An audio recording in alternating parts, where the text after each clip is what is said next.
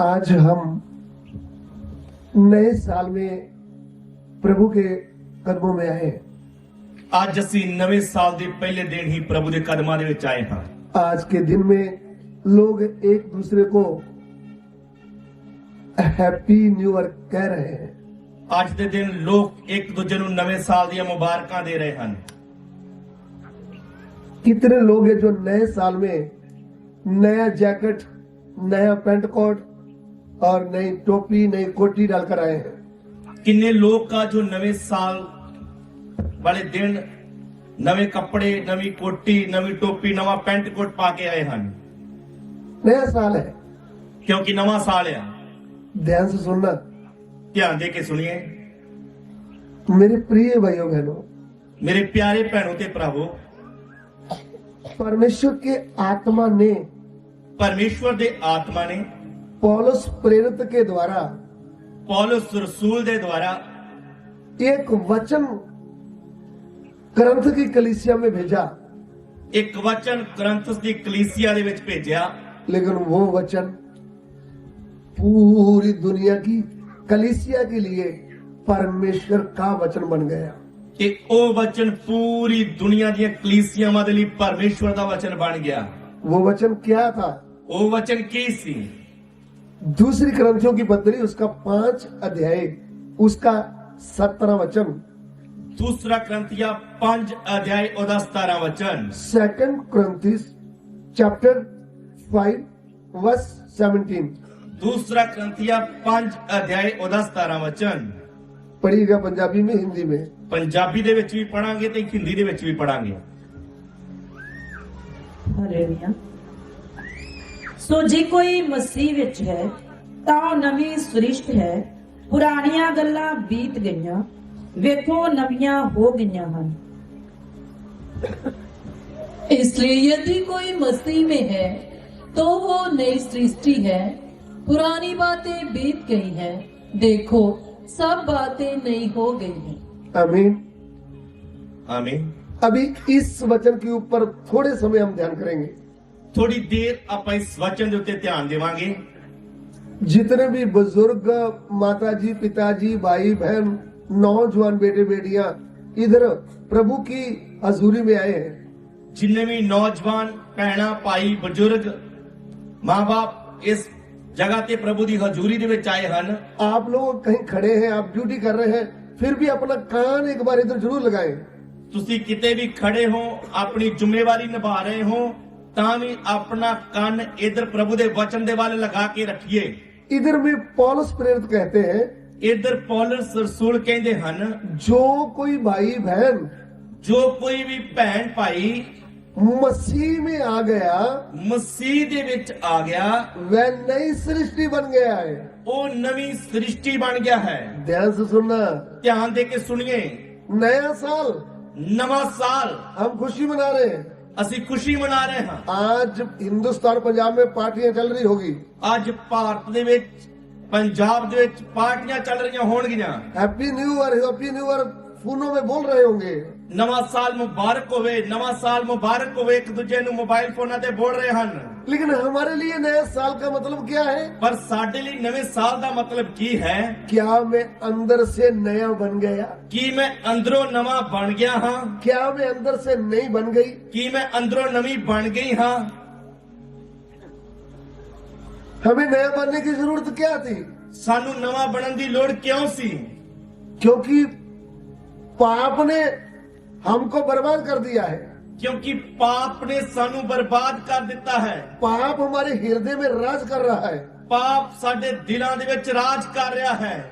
पाप की मजदूरी मृत्यु है। ਪਾਪ ਦੀ ਮਜ਼ਦੂਰੀ ਮੌਤ ਹੈ। पाप करने वाला भाई बहन ਪਾਪ ਕਰਨ ਵਾਲਾ ਭੈਣ ਭਾਈ मरने के बाद ਮਰਨ ਤੋਂ ਬਾਅਦ शरीर सड़ जाएगा, ਸਰੀਰ ਉਹਦਾ ਸੜ ਜਾਏਗਾ, प्राण आत्मा तड़पने वाली आग में चला जाएगा। ਪ੍ਰਾਣ ਤੇ ਆਤਮਾ ਤੜਪਣ ਵਾਲੀ ਅੱਗ ਦੇ ਵਿੱਚ ਚਲਾ ਜਾਏਗਾ। ये बात को आप गंभीरता से लेना है। ਇਸ ਗੱਲ ਨੂੰ ਤੁਸੀਂ ਪੂਰੀ ਗੰਭੀਰਤਾ ਦੇ ਨਾਲ ਲੈਣਾ ਹੈ। आपका होगा क्या? कि मेरा की होएगा? जितनी भी भाषा बोलने वाले लोग हैं, ਜਿੰਨੀਆਂ ਵੀ ਭਾਸ਼ਾਵਾਂ ਬੋਲਣ ਵਾਲੇ ਲੋਕ ਹਨ, जितने भी धर्म जाति वाले लोग हैं, ਜਿੰਨੇ ਵੀ ਧਰਮਾਂ ਔਰ ਜਾਤਾਂ ਵਾਲੇ ਲੋਕ ਹਨ, सबके अंदर पाप राज्य कर रहा है। ਸਭਨਾਂ ਦੇ ਅੰਦਰ ਪਾਪ ਰਾਜ ਕਰ ਰਿਹਾ ਹੈ। पवित्र बाइबल परमेश्वर का वचन यूं कहता है, ਪਵਿੱਤਰ ਬਾਈਬਲ ਪਰਮੇਸ਼ਵਰ ਦਾ ਵਚਨ ਇਸ ਤਰ੍ਹਾਂ ਕਹਿੰਦਾ ਹੈ, सबने पाप किया और परमेश्वर की महिमा से रहित हो गए। ਸਭਨਾਂ ਨੇ ਪਾਪ ਕੀਤਾ ਔਰ ਪਰਮੇਸ਼ਰ ਦੀ ਮਹਿਮਾ ਤੋਂ ਰਹਿਤ ਹਨ, क्योंकि एक भी धर्मी नहीं है। ਕਿਉਂਕਿ ਇੱਕ ਵੀ ਧਰਮੀ ਨਹੀਂ। मेरे प्रिय भाइयों बहनों, ਮੇਰੇ ਪਿਆਰੇ ਭੈਣੋ ਤੇ ਭਰਾਵੋ, पाप हमारे शरीर में नहीं लगा। ਪਾਪ ਸਾਡੇ ਸਰੀਰ ਦੇ ਉੱਪਰ ਨਹੀਂ ਲੱਗਿਆ। अगर शरीर में लगा होता तो हम पानी और साबुन से धो लेते। ਜੇਕਰ ਪਾਪ ਸਾਡੇ ਸਰੀਰ ਤੇ ਲੱਗਾ ਹੁੰਦਾ ਸੀ, ਪਾਣੀ ਜਾਂ ਸਾਬਣ ਦੇ ਨਾਲ ਧੋ ਦਿੰਦੇ। पाप हमारे अंदर है, ਪਾਪ ਤਾਂ ਸਾਡੇ ਅੰਦਰ ਹੈ। हमारे आत्मा प्राण में कब्जा किया हुआ है। ਪਾਪ ਨੇ ਸਾਡੇ ਆਤਮਾ ਤੇ ਪ੍ਰਾਣ ਦੇ ਉੱਤੇ ਕਬਜ਼ਾ ਕੀਤਾ ਹੋਇਆ ਹੈ। इसलिए आत्मा और प्राण को धोने के लिए दुनिया में कोई पानी नहीं, साबुन नहीं, कोई नदी नहीं। ਇਸ ਲਈ ਆਤਮਾ ਤੇ ਪ੍ਰਾਣ ਨੂੰ ਧੋਣ ਦੇ ਲਈ ਦੁਨੀਆ ਦੇ ਉੱਤੇ ਕੋਈ ਵੀ ਪਾਣੀ ਨਹੀਂ, ਕੋਈ ਵੀ ਸਾਬਣ ਨਹੀਂ, ਕੋਈ ਵੀ ਨਦੀ ਨਹੀਂ। इसलिए मनुष्य के आत्मा प्राण को कोई धो नहीं सकता। ਇਸ ਲਈ ਮਨੁੱਖ ਦੇ ਪ੍ਰਾਣ ਔਰ ਆਤਮਾ ਨੂੰ ਕੋਈ ਵੀ ਧੋ ਨਹੀਂ ਸਕਦਾ। शरीर को धो सकते हैं, कपड़े को धो सकते हैं। ਸਰੀਰ ਨੂੰ ਧੋ ਸਕਦੇ ਹਾਂ, ਕੱਪੜੇ ਨੂੰ ਵੀ ਧੋ ਸਕਦੇ ਹਾਂ। शरीर इधर का है, ਸਰੀਰ ਇਸ ਧਰਤੀ ਦਾ ਹੀ ਹੈ, कपड़ा भी इधर का है, ਕੱਪੜਾ ਵੀ ਇੱਥੋਂ ਦਾ ਹੀ ਹੈ। लेकिन प्राण और आत्मा परमेश्वर की ओर से आया है। ਪਰ ਪ੍ਰਾਣ ਤੇ ਆਤਮਾ ਪਰਮੇਸ਼ਵਰ ਦੇ ਵੱਲੋਂ ਆਇਆ ਹੈ। आपका प्राण आत्मा ही तड़पने वाली आग में, नरक में जाएगा। ਤੁਹਾਡਾ ਪ੍ਰਾਣ ਤੇ ਆਤਮਾ ਹੀ ਤੜਪਣ ਵਾਲੀ ਅੱਗ ਦੇ ਵਿੱਚ ਜਾਏਗਾ। इसलिए यहाँ बैठे हुए भाई बहनों, ਇਸ ਲਈ ਇੱਥੇ ਬੈਠੇ ਹੋਏ ਭੈਣੋ ਤੇ ਭਰਾਵੋ, आपके लिए नया साल तभी है जब आप नई सृष्टि बन गए हैं। तो ਤੁਹਾਡੇ ਲਈ ਨਵੇਂ ਸਾਲ ਦਾ ਮਤਲਬ ਤਾਂ ਹੀ ਹੈ ਜੇ ਤੁਸੀਂ ਨਵੀਂ ਸ੍ਰਿਸ਼ਟ ਬਣ ਗਏ ਹੋ। अगर आप नई सृष्टि नहीं बने, ਜੇਕਰ ਅਜੇ ਵੀ ਤੁਸੀਂ ਨਵੀਂ ਸ੍ਰਿਸ਼ਟੀ ਨਹੀਂ ਬਣੇ, पाप में जीवन बता रहे हैं, ਪਾਪ ਦੇ ਵਿੱਚ ਜੀਵਨ ਬਿਤਾ ਰਹੇ ਹੋ, आपके लिए कोई नया साल नहीं है। ਤੁਹਾਡੇ ਲਈ ਕੋਈ ਵੀ ਨਵਾਂ ਸਾਲ ਨਹੀਂ। आपके लिए क्या आशा है? ਤੁਹਾਡੇ ਲਈ ਕੀ ਆਸ਼ਾ ਹੈ? आप पाप में मरकर नरक की आग में चले गए, ਤੁਸੀਂ ਪਾਪ ਦੇ ਵਿੱਚ ਮਰ ਕੇ ਨਰਕ ਦੀ ਅੱਗ ਦੇ ਵਿੱਚ ਚਲੇ ਗਏ। फिर उसके बाद कोई रास्ता है ही नहीं। ਫਿਰ ਉਸ ਤੋਂ ਬਾਅਦ ਕੋਈ ਵੀ ਰਸਤਾ ਹੈ ਨਹੀਂ। मरने के बाद आप कुछ भी कराएं, ਮਰਨ ਤੋਂ ਬਾਅਦ ਚਾਹੇ ਤੁਸੀਂ ਕੁਛ ਵੀ ਕਰਾਓ, सत्संग कराएं, बंदगी कराएं, कुछ भी कराएं, satsang ਕਰਵਾਓ, ਬੰਦਗੀਆਂ ਕਰਵਾਓ, ਕੁਛ ਵੀ ਕਰਵਾ ਲਓ, कुछ भी होने वाला नहीं। ਫਿਰ ਕੋਈ ਵੀ ਫਰਕ ਨਹੀਂ ਪੈਣਾ। उधार जीते जी होता है, ਮੁਕਤੀ ਜਿਉਂਦੇ ਜੀ ਹੀ ਹੁੰਦੀ ਹੈ। वो मरने के बाद कोई उधार नहीं होता। ਮਰਨ ਤੋਂ ਬਾਅਦ ਕੋਈ ਮੁਕਤੀ ਨਹੀਂ। वो तो घर वाले डरते हैं, उसके लिए घर में शुद्ध करने के लिए कुछ करते हैं। ਇਹ ਤਾਂ ਘਰ ਵਾਲਿਆਂ ਦੇ ਅੰਦਰ ਵਹਿਮ ਹੁੰਦਾ ਆ, ਡਰ ਹੁੰਦਾ, ਇਸ ਲਈ ਘਰ ਨੂੰ ਪਵਿੱਤਰ ਕਰਨ ਬਾਰੇ ਪ੍ਰਾਰਥਨਾਵਾਂ, ਬੰਦਗੀ ਜਾਂ satsang ਕਰਾਉਂਦੇ ਆ। लेकिन उधार जीते जी होगा। ਪਰ ਮੁਕਤੀ ਤਾਂ ਜਿਉਂਦੇ ਜੀ ਹੋਵੇਗੀ। कैसे उधार हो सकता है? ਕਿਵੇਂ ਮੁਕਤੀ ਹੋ ਸਕਦੀ ਹੈ? क्योंकि हमारा उद्धारकर्ता परमेश्वर को ਕਿਉਂਕਿ ਸਾਡੇ ਮੁਕਤੀਦਾਤਾ ਪਰਮੇਸ਼ਰ ਨੂੰ यही अच्छा लगता और भाता भी है ਇਹ ਚੰਗਾ ਲੱਗਦਾ ਤੇ ਉਹ ਚਾਹੁੰਦਾ ਹੈ कि सभी मनुष्यों का उद्धार हो ਕਿ जाए। ਸਾਰੇ ਮਨੁੱਖ ਬਚਾਏ ਜਾਣ। हमारा उद्धारकर्ता परमेश्वर क्या चाहता है? ਸਾਡਾ ਮੁਕਤੀਦਾਤਾ ਪਰਮੇਸ਼ਰ ਕੀ ਚਾਹੁੰਦਾ ਹੈ? सब मनुष्यों का उद्धार हो जाए। ਸਾਰੇ ਮਨੁੱਖ ਬਚਾਏ ਜਾਣ। वो जितने भी इस जगत में मनुष्य हैं, ਜਿੰਨੇ ਵੀ ਇਸ ਧਰਤੀ ਦੇ ਉੱਤੇ ਮਨੁੱਖ ਹਨ, सबका उद्धार हो जाए, ये हमारा परमेश्वर चाहता है। ਸਾਰੇ ਲੋਕ ਕੀ ਮੁਕਤੀ ਪਾਲਣ, ਇਹ ਸਾਡਾ ਪਰਮੇਸ਼ਰ ਚਾਹੁੰਦਾ ਹੈ। क्यों परमेश्वर चाहता है? ਕਿਉਂ ਪਰਮੇਸ਼ਰ ਚਾਹੁੰਦਾ ਹੈ? क्योंकि उसने जगत को रचा है, ਕਿਉਂਕਿ ਉਸਨੇ ਇਸ ਜਗਤ ਨੂੰ ਰਚਿਆ ਹੈ। इसलिए वो जगत का उद्धार करने के लिए आया है। ਇਸ ਲਈ ਉਹ ਜਗਤ ਦਾ ਮੁਕਤੀਦਾਤਾ ਬਣ ਕੇ ਆਇਆ ਹੈ। जगत में जितने भी धर्म काम कर रहे हैं, ਇਸ ਸੰਸਾਰ ਵਿੱਚ ਜਿੰਨੇ ਵੀ ਧਰਮ ਕੰਮ ਕਰ ਰਹੇ ਹਨ, वो सबके लिए परमेश्वर उद्धारकर्ता बनकर आया है। सपना के लिए परमेश्वर मुक्तिदाता बन के आया है। सिख भाइयों के लिए, सिख भरावां दे लई, मुसलमान भाइयों के लिए, मुसलमान भरावां दे लई, हिंदू भाइयों के लिए, हिंदू भरावां दे लई, बुद्धिस्ट भाइयों के लिए, बुद्ध भरावां दे लई, वो ईसाई भाइयों के लिए, ईसाई भरावां दे लई, जैन भाइयों के लिए, जैन भाइयों दे लई, जितने भी इस जगत में जातियां रह रही हैं, जिन्ने भी इस जगत विच जातां दे धर्म हन, सबको उद्धार देना चाहता है उद्धारकर्ता परमेश्वर। उन्हां सबना नूं ही मुक्तिदाता परमेश्वर मुक्ति देनी चाहुंदा है। ये उद्धारकर्ता परमेश्वर है कौन? ये मुक्तिदाता परमेश्वर है कौन? आदि में वचन था, आद विच वचन सी, वचन परमेश्वर के साथ था, वचन परमेश्वर दे संग सी, और वचन ही परमेश्वर था। वचन ही परमेश्वर सी, वचन ही परमेश्वर था। वचन ही परमेश्वर सी। ध्यान से सुन लेना, ध्यान दे के सुन लीजिए। सृष्टि करने वाला परमेश्वर सृष्टि करने वाला परमेश्वर आज से 2024 साल पहले आज तो 2024 साल पहला मनुष्यों को प्रेम करने के कारण मनुखा नू प्यार करन दे कारण स्वर्ग से उतर आया। स्वर्ग तो उत्तर आया, स्वर्ग से उतरकर स्वर्ग तो उत्तर के कुंवारी मरियम के द्वारा कुंवारी मरियम दे द्वारा बैतलहम में बैतलहम दे विच एक मनुष्य के रूप में आया है। मनुख दे रूप विच आया है। हम आपको आनंद का सुसमाचार सुनाते हैं। असी तानू वड्डी खुशी दी खबर सुनाउंदे हां। दाऊद के नगर बैतलहम में, दाऊद दे नगर बैतलहम दे विच एक उद्धारकर्ता जन्मा है। एक मुक्तिदाता पैदा होया है। वो उद्धारकर्ता कौन है? वो मुक्तिदाता कौन है? मसीह यीशु है। वो मसीह यीशु है। मसीह यीशु कौन है? मसीह यीशु कौन है? ये ईसाइयों का गुरु नहीं है, ये ईसाइयां दा गुरु नहीं, ये नबियों में से नबी नहीं ये है। नबियां दे विचों नबी नहीं। कुछ लोग बोलते हैं हम उसको खुदा का नबी मानते हैं। बहुत लोग ये कहते कि असि उन्हें खुदा दा नबी मानते हाँ।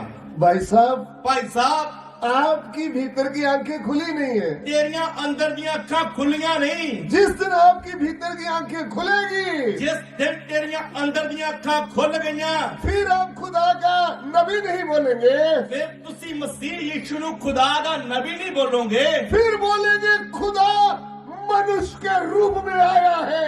तुसी खुद बोलोगे कि खुदा मनुख दे रूप में आया है। फिर आप बोलेंगे नजात दहिंदा आया है। फिर तुसी कहोगे मुक्तिदाता आया है। हालेलुया। हालेलुया। मुझे सुनने वाले प्रिय भाइयों बहनों, मेरी आवाज नूं सुनने वाले भैणों ते भरावो, जिस दिन आपकी भीतर की आंखें खुलेगी, जिस दिन भी तुहाडियां अंदर दी अखां खुलणगियां, फिर आप ये नहीं बोलोगे ये विदेशी गुरु है। फिर तुसी ये नहीं कहोगे कि ये विदेशी धर्म दा गुरु है। ओ भाई साहब, भाई साहब, ये पंजाब का गुरु नहीं ये है, कोई पंजाब दा गुरु नहीं, ये हिंदुस्तान का गुरु नहीं ये है, भारत देश दा गुरु नहीं, सारे जगत को रचने वाला सृष्टिकर्ता परमेश्वर है। पूरे संसार नू बनाने वाला सिरजनहार परमेश्वर है। हम उसको गुरुओं के साथ मिला नहीं सकते, असी ओदी तुलना गुरुओं दे नाल कर नहीं सकते, हम उसको कोई नबी बोल नहीं सकते। असी ओनू नबी कह नहीं सकते। ये तो नबियों का बाप है। ये नबियां दा प्यो है। आमीन। इसको अनंत काल का पिता कहा गया है। इसनू अनंत काल दा पिता कहा गया है। हम नहीं बोलते, असी नहीं कहते, परमेश्वर का पवित्र वचन कहता है। परमेश्वर दा पवित्र कलाम कहता है। दुनिया में परमेश्वर का पवित्र वचन है, पवित्र बाइबल। इस दुनिया दे विच एक ही परमेश्वर दा वचन है और वो है पवित्र बाइबल, जिसको कहा गया है कि ये परमेश्वर के मुख से निकला हुआ वचन है, जिसनू क्या गया कि ये परमेश्वर दे मुंह दे विचों निकलिया होया वचन है और ये वचन कभी बदल नहीं सकता। ये वचन कदे बदल नहीं सकता। इसलिए मेरे प्रिय भाइयों बहनों, इसलिए मेरे प्यारे भैणों ते भरावो, आपको पता चल जाए प्रभु यीशु है कौन। तानू एक ज्ञान हो जाए कि प्रभु यीशु मसीह है कौन। ये नबियों में से नबी नहीं, ਇਹ ਨਬੀਆਂ ਦੇ ਵਿੱਚੋਂ ਨਬੀ ਨਹੀਂ, गुरुओं में से गुरु नहीं, ਗੁਰੂਆਂ ਦੇ ਵਿੱਚੋਂ ਗੁਰੂ ਨਹੀਂ, देवताओं में से देवता नहीं, ਦੇਵਤਿਆਂ ਦੇ ਵਿੱਚੋਂ ਦੇਵਤਾ ਨਹੀਂ, संतों में से संत नहीं। ਸੰਤਾਂ ਦੇ ਵਿੱਚੋਂ ਸੰਤ ਨਹੀਂ। ऑलमाइटी गॉड, ਇਹ ਸਰਵ ਸ਼ਕਤੀਮਾਨ ਪਰਮੇਸ਼ਰ ਹੈ। परमेश्वर कौन है? परमेश्वर कौन है? प्रभु यीशु, प्रभु यीशु मसीह, पूरे जगत का परमेश्वर। पूरे संसार का परमेश्वर। वो हमारे लिए क्या बनकर आया है? वो साडे लिए की बन के आया है? उद्धार करता, मुक्तिदाता, पूरे जगत को उद्धार देने के लिए आया है। पूरे जगत को मुक्ति देने लिए आया है। उन्होंने आकर बच्चे जैसे जन्म लिया, वो इस धरती पे एक बालक की तरह पैदा होया, क्योंकि पूरा मनुष्य बन गया, क्योंकि वो संपूर्ण मनुष्य बन के आया है। पूरी मनुष्य जाति के लिए पवित्र कुर्बानी देना है, पूरी मनुष्य जाति के लिए पवित्र कुर्बानी देनी है। इसलिए उनको मनुष्य का रूप धारण करना पड़ा। इसलिए उन्हें मनुष्य का रूप धारण करना पड़ा। मनुष्य बन करके मनुष्य बन के पूरे जगत का पाप अपने ऊपर ले लिया है। पूरे जगत के पाप नु अपने उत्ते ले लिया है। वो पाप का दंड क्या था? उस पाप की सजा की सी? उनकी पीठ में 39 कोड़े लगाए गए, ओदी कमर पे 39 कोड़े मारे गए, उनके सिर पे कांटों का ताज रखा गया, ओदे सिर दे उत्ते कंडियां दा ताज रखा गया, उसके कंधे में भारी क्रूस रखा गया, ओदे मोढे ते भारी सलीब रख दी गई। फिर उसको गुलगता पहाड़ में ले गए, फिर उन्हें गुलगता पहाड़ी ते ले गए, फिर उनके दोनों हाथों में कील लगाए, फिर ओदे दोनों हाथां दे विच कील लाए, पांव में कील लगाए, पैरां दे विच कील लाए, क्रूस के ऊपर लटका दिया है। सलीब दे उत्ते लटका दिता है। यह क्रूस के ऊपर कौन लटक रहा है? ये सलीब दे उत्ते कौन लटक रहा है? आपका और मेरा उद्धार करने वाला उद्धार करता लटक रहा है। मेरा ते तुहाडा मुक्तिदाता लटक रहा है। क्यों लटक रहा क्यों है? लटक रहा है? हमारे पापों का दंड उठा रहा है। साडे पापां दी सजा उठा रहा है। हे पापी भाई, हे पापी भाई, हे पाप करने वाली बहनों, हे पाप दे विच पईओ यो भैणो, कब तक तुम पाप करते रहोगे? कदों तक तुसी पाप दे विच जीवन बिताउंदे रहोगे? आपके पाप के कारण आपका उद्धार करता क्रूस पर लटक रहा है, पापां दे कारण तुहाडा मुक्तिदाता सलीब ते लटक रहा है। और सिर से कहा खून बह रहा है, सिर तो खून बह रहा है, हाथों से खून बह रहा है, हाथों तो खून बह रहा है, कमर से खून बह रहा है। कमर तो खून बह रहा है। इस पवित्र लहू के द्वारा सारे जगत का पाप का दाग मिटाने के लिए उद्धार करता क्रूस पर लटक रहा है। अपने पवित्र लहू दे द्वारा पूरे संसार दे पापां नूं धोण दे लई मुक्तिदाता सलीब ते लटक रहा है। ये काम करने के लिए परमेश्वर मनुष्य के रूप में आया है। एक ही काम करन दे लई सिरजनहार मनुष्य दे रूप विच आया है। ये क्रिश्चियन धर्म बनाने नहीं आया, ये ईसाई धर्म बनाउण दे लई नहीं आया। ये अंग्रेजों का गॉड नहीं है, ये कोई सिर्फ अंग्रेजों दा ही परमेश्वर नहीं, ये आपका और मेरा उद्धार करता है। ये मेरा ते तुहाडा मुक्तिदाता है। ये मेरा और आपका सिरजनहार है। मेरा ते तुहाडा सिरजनहार है। अंधेरे में मत रहे, हनेरे दे विच ना रहियो, रोशनी पाए। अज चानन नूं पा लईए। रोशनी किधर आए? रोज चानन कित्थे आवे? आपके मन में आ जाए, तुहाडे मनां दे विच आ जाए, आपका मन नया हो जाए, तुहाडा मन नवा बन जाए, आपके अंदर नया आत्मा आ जाए, तुहाडे अंदर नवा आत्मा आ जाए, आपको नया जीवन मिल जाए, तुहानूं नवा जीवन मिल जाए, आपका चाल चलन नया हो जाए, तुहाडा चाल चलन नवा बन जाए, आपकी भाषा नहीं हो जाए, तुहाडी भाषा नवी बन जाए, आपके गीत नए हो जाए, तुहाडे गीत नवे हो जाण, आपकी प्रार्थना नहीं हो जाए। तुहाडी प्रार्थना नवी हो जाए। यह है नई सृष्टि। ये है नवी सृष्टि। आमीन। आमीन। What is the new creation? नवी सृष्टि की है?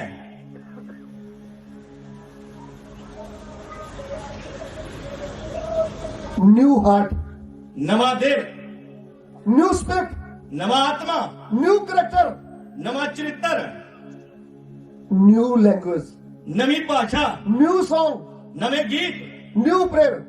नवी प्रार्थना। जो मसीह में है जो कोई मसीह दे विच है नई सृष्टि।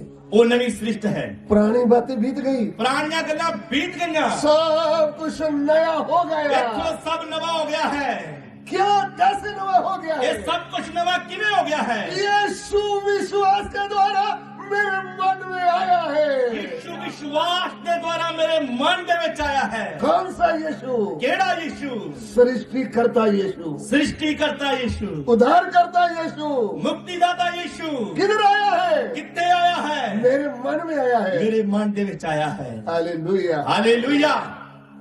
रात काली बीत गई है, हुआ सवेरा, रात काली बीत गई है, हुआ सवेरा, सुबह का तारा देखो चमका, यीशु मेरा, सुबह का तारा देखो चमका, यीशु मेरा, इसलिए मैंने गीत गाया, इसलिए मैंने गीत गाया, मेरा जीवन बदल गया, जब से प्यारा यीशु आया, मेरा जीवन बदल गया, जब से मैंने उसे पाया, मेरा जीवन बदल गया। आमीन।